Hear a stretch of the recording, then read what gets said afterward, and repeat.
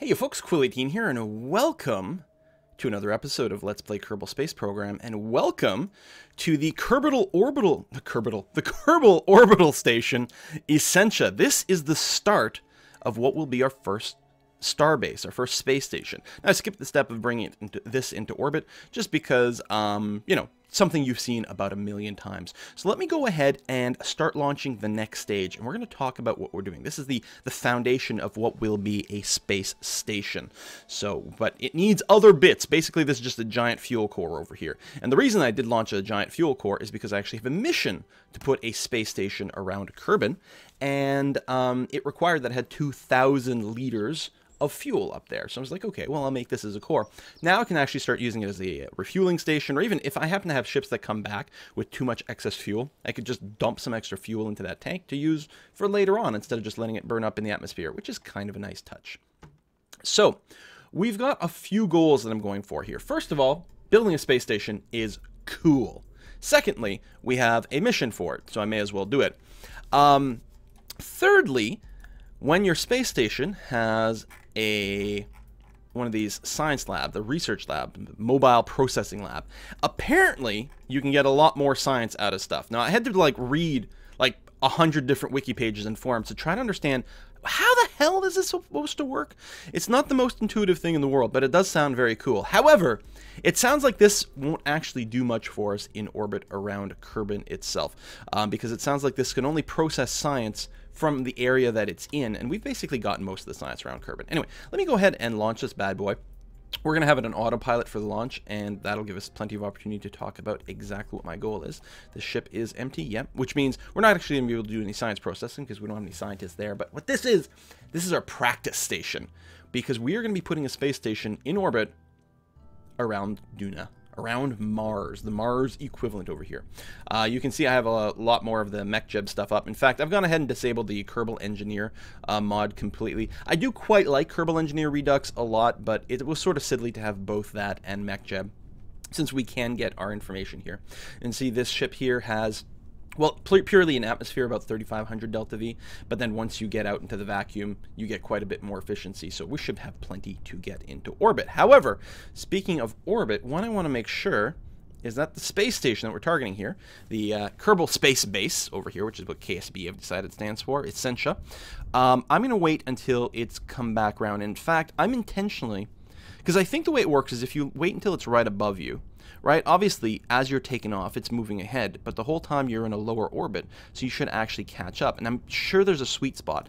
I'm intentionally going to let it pass me a wee bit, because I've been doing a few more rendezvous. I don't know if you guys have caught the live streams with A Kiss for Luck, but we've done some great and very sexy rendezvous there that were super duper duper efficient. Like, I've got that stuff down now, I'm pretty sure. And so I still don't know the optimal way to necessarily launch. I think it's when it's basically directly overhead. But it's quite nice if you just if your target is slightly ahead of you, then you pick one place on your tangent that's the same, and then you burn prograde there to increase your altitude at the other place, which slows down your orbit, which makes it nice and easy to meet up. And then you burn retrograde relative to your target when you're there, which means you get into a matching orbit. Just gorgeous. I totally have this now, guys. Don't even worry. And again, I think the ideal launch is when they're right on top of us. But we're going to go ahead and let them go. Jeez. No, wait. I'm doing this wrong. I want to be ahead. Oh, poo. So I've wasted one whole orbit here. And considering I'm a bit on a timer for my optimal launch for Duna, that was a little bit silly, but it's not the end of the world. Yeah, I want to be ahead. Not too far ahead, but just a little bit ahead. So, yeah. Because then I can just make my orbit bigger. Oh, wonderful. So again, I think as I launch, even though I'm going slower at first, it only takes me a couple minutes to get into orbit. Like, if I look at, you know, how long does it take it to orbit around this bad boy? Well, by the time I get into orbit, it'll move a certain amount, and I'll have it come in lower, so I'll actually be a little bit of a shortcut. So I only want to be a bit far ahead. So I'm going to wait until it's, say, right over here, and call that good enough. Okay. But I having to waste a whole orbit here, honestly, I could have just done it all in space, but what the hell.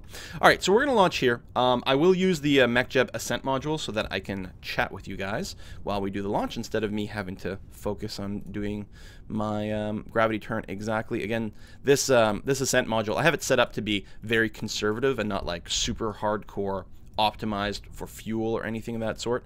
So I'm just going for a safe launch, not one that, you know, maintains the most amount of delta V's, just because that's not our goal here. So, yes, space station, and specifically a space station around Duna, around the Mars equivalent in the Kerbal space universe. Ah, so lovely. So I'm actually going to send like 4 ships to Duna simultaneously, because the trip to Duna is going to take, I don't know, many days. 100 days? 200 days? I actually have no idea how that's going to take. But I know it's going to take a long time to get there. So what I'm going to do is I'm going to launch 4 ships, basically, I don't know, like 6 hours apart or something like that. Maybe a day apart. I'm not sure. And what we're going to do with those is the following. 2 of those ships are going to set up a space station in orbit around Duna, so that we can stick a couple of scientists in there and have them make the most amount of science. We're going to talk about how this research lab apparently works. I haven't used it yet, but it's very confusing. The science lab itself, so basically, you know when you run an experiment and you can either keep the data, oh, there's the moon, keep the data or send it to Kerbal via an antenna. Well, apparently there'll be a third option, which is to transfer the data into the science lab. And what that will do... Oh, yeah... Almost high enough. I'm going to deploy the fairing. I'm not going to wait until we're right into space, because the atmosphere is getting thin enough that we don't really need it. It's not doing that much either, because there is some, you know, some atmospheric effects here that aren't going to be ideal, but whatever. There. Now we'll just shed it a little bit of weight. Okay. What was I saying? Yes, the third option is you can transfer the data into here. And apparently, once you transfer the data, you can feel free at that point to run the experiment again and then still bring the data home to Kerbal or transmit it, and that's fine. But if you've already turned in the data, I don't think you can transfer it into the science lab for processing, which is a little bit weird, which is one of the reasons why we're not really going to get any science out of that around Kerbal, because we've already done all the science everywhere. More or less here. I mean, not every biome, but, you know, the vast majority of it. So this is mostly just practice. Can we get the space station to come together and dock? We should be deploying the solar panels as soon as we get into space. As soon as we're out of the atmosphere, deploy. Got the big ones on here, which is really, really nice. So yeah, and apparently the way you work is you have to have at least 2 scientists on your ship. I think the science module itself can host 2 people in it. I don't think you actually need to have 2 scientists in it necessarily to work, because the way it works is I think you have to have someone inside of it to function. But then after that, it looks at all the scientists on your entire vessel, and the more scientists you have, the faster it works, the better it is at processing science. So ideally, you could do something like a starbase or even a ground base that can host like 10 Kerbals, fill it entirely with scientists, and then you'll have a really good efficiency. Even only 2 of them can be in this at any given time. I don't know, they take shifts or something. It's not really explained too much. Speaking of not explaining things, I didn't talk about my my design here, basically. But docking port. This is my battery. Whoa! Angle change on entering orbit. I have a giant battery put in here. A giant reaction wheel. Somewhere, that's the fairing, somewhere on here I actually do have a probe core. I think it's hiding under the docking clamp. I think it was tiny enough that it sort of fit in that way, which is very weird. That's a MechJeb component over there. This is the actual science bay. This is the hitchhiker storage container. I think this fits 4 Kerbals, and since this fits 2, means my total capacity is going to be 6. My mission was to have a station that could fit 5 Kerbals. 5 Kerbals, research lab, 200 units, or 2,000 units of fuel. We've got some RCS fuel over here and some thrusters, which is going to help with the docking. I have done docking with just a main engine. Which is relatively fine and easy with a tiny light ship, but with something like this, we're definitely going to have to fine-tune with RCS. Oh, I've got an antenna on here as well. All right, let's see how we've ended up. Okay, we are indeed ahead of our target, which is nice. Now, because we use the autopilot in a really nice circular orbit, effectively you can think of any point on this orbit as our periapsis or our apoapsis. There's like virtually no difference between the two. Similarly, for our target over here, Let's check the ascending and descending nodes. We should be really close again because we use the autopilot over here. We do have 1 degree or 0.1 degree of difference between the two. That's not going to be enough for me to be really terribly concerned with. If we bring up our... Is there not a target info?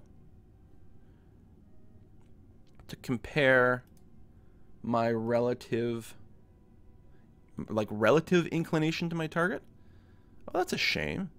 Oh, you know why? Because I don't think I've... and MechJeb does a pretty good job with career mode, is it doesn't give you all your tools right away. I know that in the sandbox, MechJeb will give you a whole rendezvous and docking helper, but I don't have that much science unlocked yet in this career mode. Anyway, so the idea is basically we are on the same orbit, and anywhere I do a prograde or retrograde burn, my orbit at that spot doesn't change. I'm just changing the other side. Since I'm ahead, if I just burn prograde where I am here, I will extend the other side of my orbit, but over here it'll stay exactly where it is, which means every time we cycle around here, I'm going to be arriving at the spot later than the space base. I really could have waited until we were a lot more lined up and probably made this work much more beautifully. But I was being paranoid and scared, but we learned something. Next time I can wait until it's basically directly overhead and I'll be okay. So what I'm basically going to do is just to do a prograde burn here, extend my orbit on the other side, and at some point my intersection arrows, either the orange ones, which is to say the orbit about to come up, or the pink one, which is the next orbit, will come together right over here. We should have plenty of fuel left. Yeah, we got 1,000 Delta V left in this tank. We've overkilled this mission, which is nice. So I could be using this SAS here to set prograde. But since I have MechJeb, I may as well pop up their very handy little screen for this right here.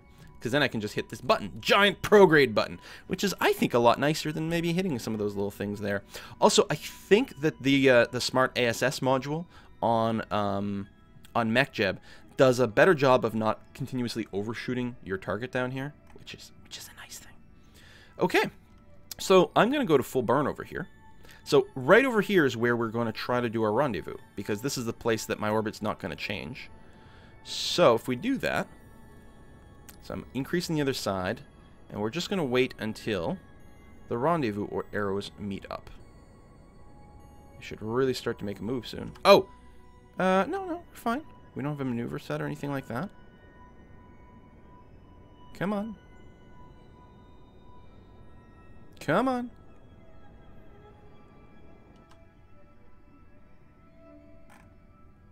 Oh, wow! Was it not updating?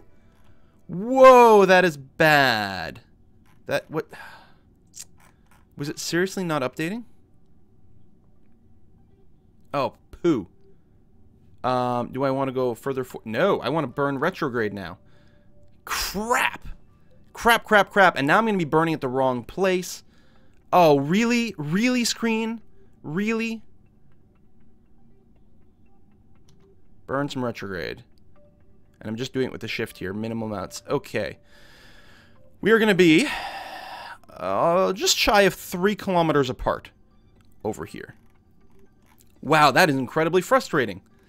Okay, it's okay. It's less ideal because our two lines aren't going to be quite aligned where we are just because we weren't quite at the same spot. Ideally, you want to do in one burn as quickly as possible so that you don't accidentally shift your periapsis basically too far away from things. Okay, so now I should be able to come all the way around here and warp to this spot. Because I think that's on the... I think both rendezvous are on the same...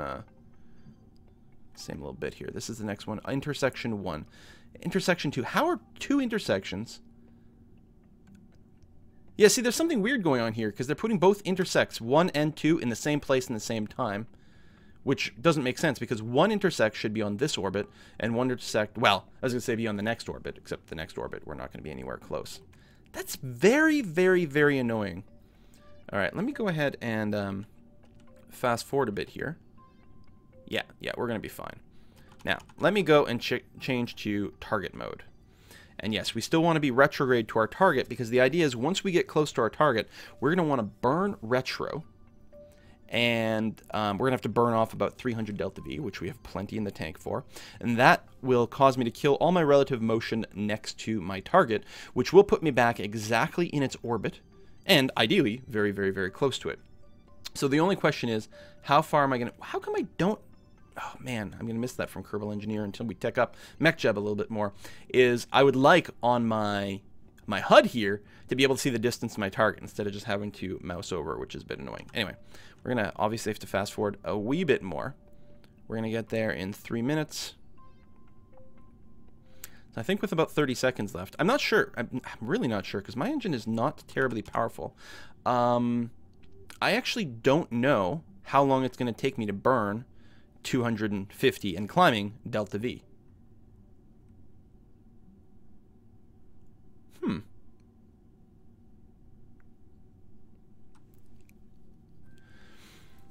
It's not going to take that long, but if I start to burn 30 seconds before rendezvous, actually no, I want to start way before that. This is not like a maneuver node. We are nearly a minute away. Is it? Oh, target. Minus relative velocity. Oh, there's different targeting modes there. Okay, I didn't realize that. Maybe I should just stick to these buttons that I know what I'm doing. Yeah, let me do that. Turn off. Oh, fuck. It's still on, even though... Smart ass. Off. There we go. SAS on. Retrograde. Go. And burn.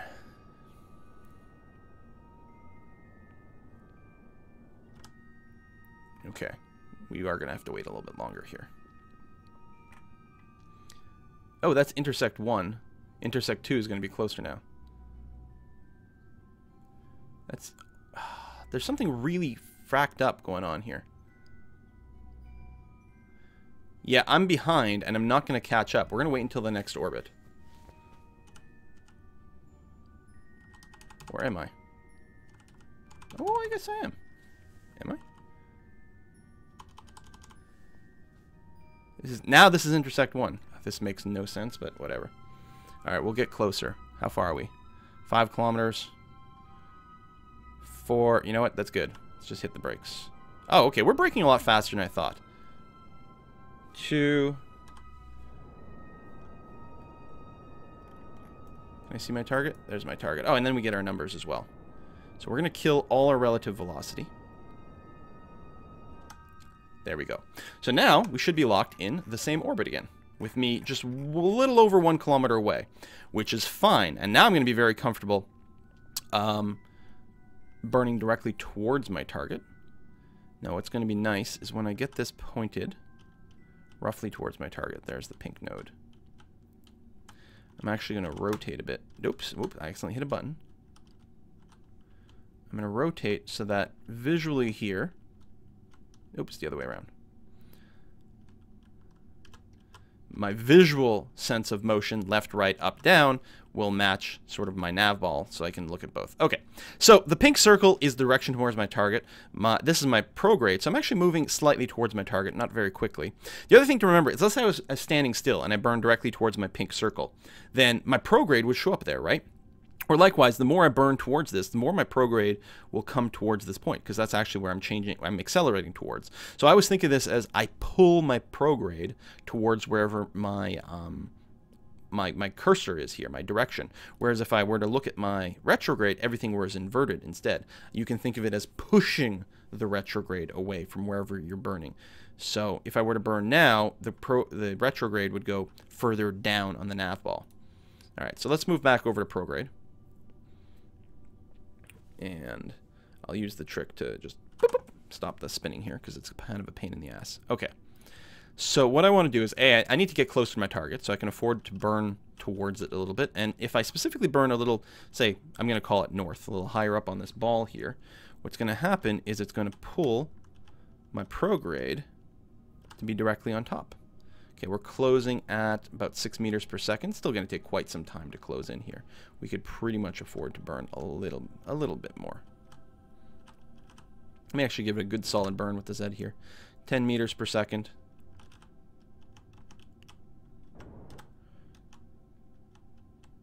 Okay, I like it. I turn back retrograde. And again, I'll do a little time warpy thing just to stall it so we don't wiggle waggle next to it. And again, when I get close, I'm just going to burn retro, kill it all again, and then figure out the final maneuvers at that point. I love how the solar panels turn. Just looks great. There's the sun. It's actually quite nice that we're doing this on the sunny side, although I should have plenty of actual power. Yeah, we've got, right, because I've got the 1K battery on here. We're going to have, like, unlimited power on the space station, because I think the first module has, like, just as much as well. Okay, 500 meters and closing. 400. And we should be able to come to a stop pretty damn fast. And then we'll switch to RCS mode. 250. And it's just going to hit shift here just to slow it down a bit. All right, more. And whoops, I actually overkilled it. Didn't I? Yes, I did. Moving away slightly, which is not good. Da-da. I'm going to turn myself directly towards the pink ball. Oh, turn off the stability assist, please, and thank you. Ba-ba. And... okay, closing in at 2 meters per second.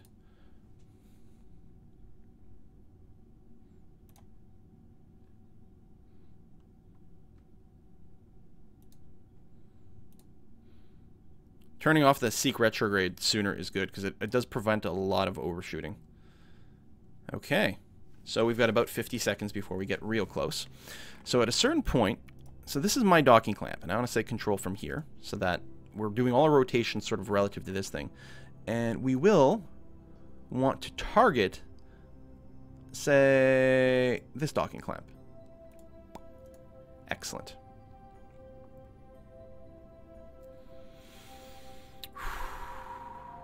Getting a little low on liquid fuel. We certainly didn't do this in the most optimal way, but we have more than enough delta V for these maneuvers. I mean, now we need, like, how much delta V do we need to stop? 2.4. It's nothing. And... whoops.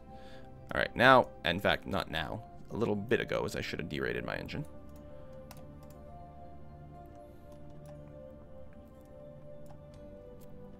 Actually, now might be fine and sufficient to go into RCS mode, but actually, let's wait. Let's do a little bit of a burn in this direction. I'm sort of just visually sighting this here. Cancel. We're gonna manually find retrograde. Okay, we're gonna talk about that red marker in a second. That's no. There it is. Because we're going so slow that we don't even have the helpers for it on the SAS. I think the smart ass would.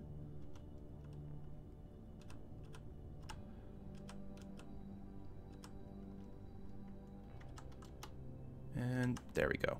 Okay, we're basically standing still next to our target. So, this red marker here, this shows, this is a mod. It's called Navball Docking Alignment Indicator. Because there's the docking mode, but I'd rather just stay in my familiar command setting over here. All this does is add a marker that shows me the orientation of the docking port that I've selected. So that using the navball here, I can make sure I'm lined up properly. That's it. That's all. You get the same thing out of the docking mode, but here you get to do everything in here. So, if I were to go, and I'm just landing up to this,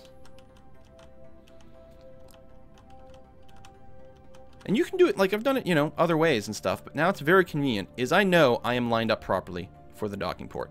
Because of camera angles and perspective, it doesn't even look it, but it's true. Alright, RCS mode, turn on. So,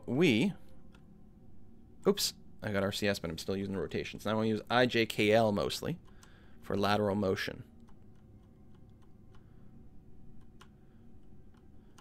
So what I'm doing is I'm just trying to steer towards the pink bit.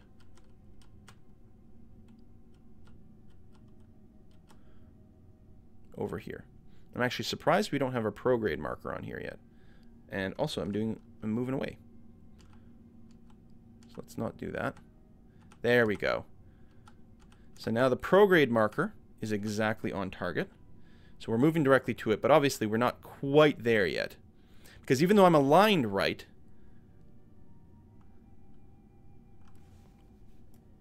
well, actually, no, I guess it is more or less working. Hold on. Okay, stop.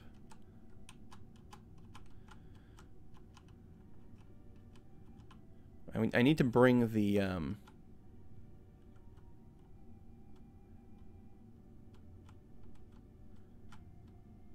Did I set my target right? Yeah, it's just deceptive because I think I've rotated. Hang on.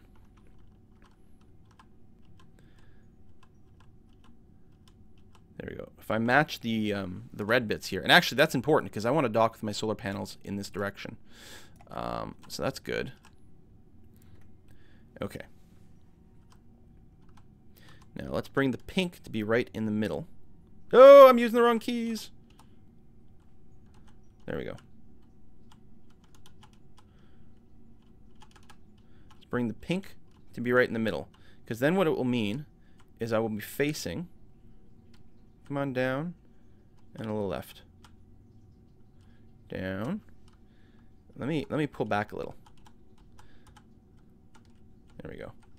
Moving away slightly, but that's okay. If I can get the pink to be directly in the middle of my circle here, and the problem is I keep looking at like the visual screen instead of the nav ball, which is not what we're looking for. Okay, and then sort of stop with that. Just bring the retrograde marker right in the middle. There we go. So now I am not only just facing the right way, but sort of moving the right way, although I do have to go and burn forward at this point, which will bring my prograde marker lined up as well. Okay, that's a little too fast. There we go. And there we go. 1 meter per second. We're all lined up. We should be moving directly towards our target at 1 meter per second, which might be a bit on the slow side. Let me go ahead and boost it up just a wee bit. Okay. Keep that lined up there. And change our orientation a bit. Again, bring in so we're facing the red thing, so our alignment is good. Our alignment is good, and we want the prograde marker to be on the pink marker. We want the red to be on this, and then everything will all come together. 3 meters per second towards. Okay, I think that's fine. I think we are very, very well lined up for this. I'm tempted to give it a bit more speed, but I'm almost certain that would be a mistake. It's kind of annoying that it still has the target marker there, although I did say, you know, that's my target. Okay, 3 meters per second. I will want to bring it down to about 1 meter per second right before we close. Still everything is mostly lined up. Not bad. Give it a bit of a retro. And then a little more. I'm using H and N for this. And then another tap of N, and another one, and another one. There we go. So we're just slightly off on our vector, but I think this should clamp.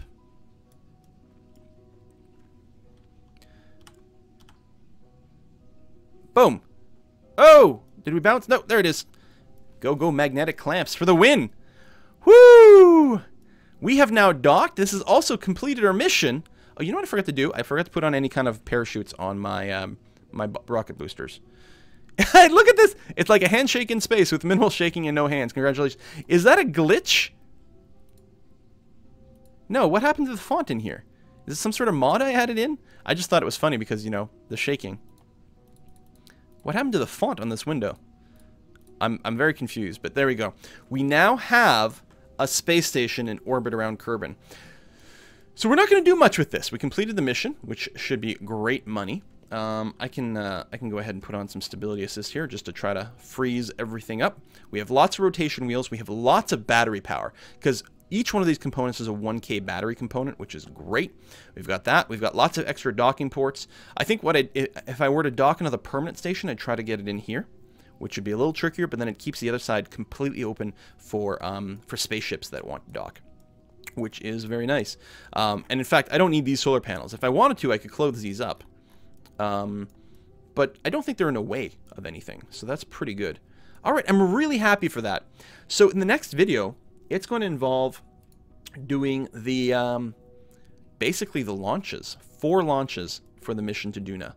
It's going to be a polar orbiting satellite that does surface scanning. These 2 modules, again, to set up another space station exactly like this one in orbit around Duna. It's going to have a couple of scientists in it. I don't know if there's going to be any actual scientific experiment. There, we can extend our antenna here because that'll look a lot cooler if we do that. I I don't know if there's going to be any scientific experiments on board this stage. There's not in this one, although maybe there should be.